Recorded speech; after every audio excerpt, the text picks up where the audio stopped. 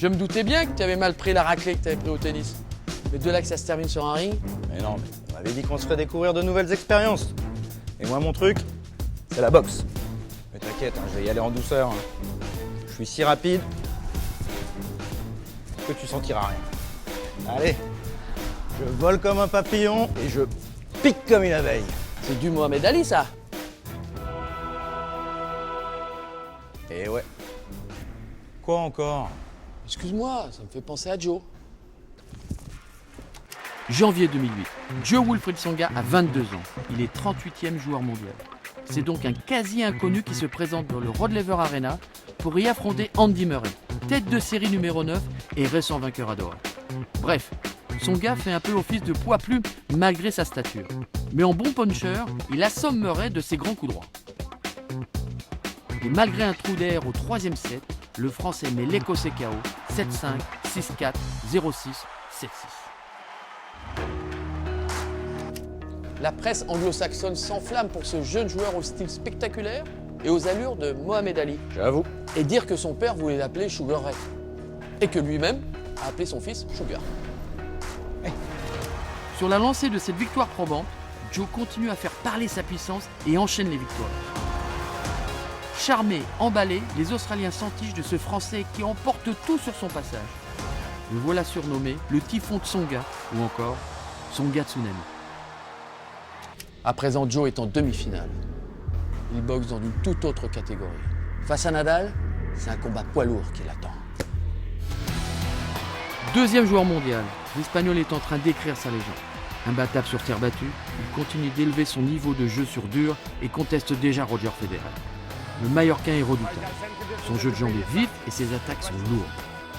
La stratégie de Joe est simple. Elle s'inspire du noblard. La meilleure défense, c'est l'attaque. Dès les premiers échanges, Tsonga asphyxie Nadal. Il tourne autour de son revers pour envoyer de grands uppercuts de coups droits.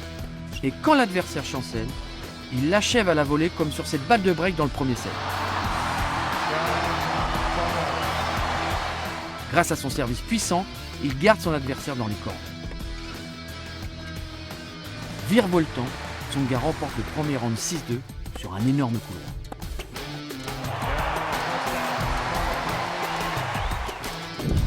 Deuxième round. Tsonga démarre la deuxième manche comme il a fini la première.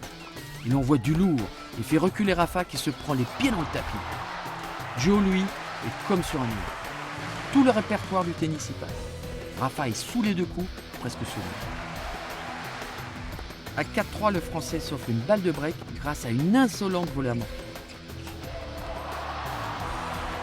Une balle de break que Joe convertit avec autorité pour s'adjuger le set 6-3.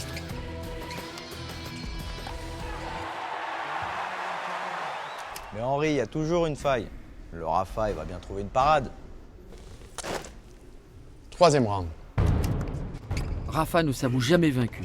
Il durcit le jeu et s'offre une balle de break grâce à un passing qui transperce la garde du Français. Mais rien ne peut arrêter le tsunami de Tsonga qui ravage tout sur son passage. Nadal se fait breaker dès le jeu suivant, même double breaké, après un nouveau crochet du droit de Joe. Finalement, Tsonga conclut le match le plus abouti de sa carrière sur un ace que Rafa n'avait pas vu venir. L'Espagnol est KO. Bah c'était brutal, hein. Et en finale, il fait quoi notre boxeur? Un anticyclone arrive sur les côtes australiennes et Typhon Tsonga perd sa puissance. Djokovic s'impose en 4-7 et remporte son tout premier grand chelem. Mais c'est une autre histoire. Eh, sois pas triste, hein, ça arrive au plus grand. Même Rocky perd sa finale dans le premier épisode. Ouais, bon, je vais pas avoir l'œil du tigre. Allez. Ting, ting, ting.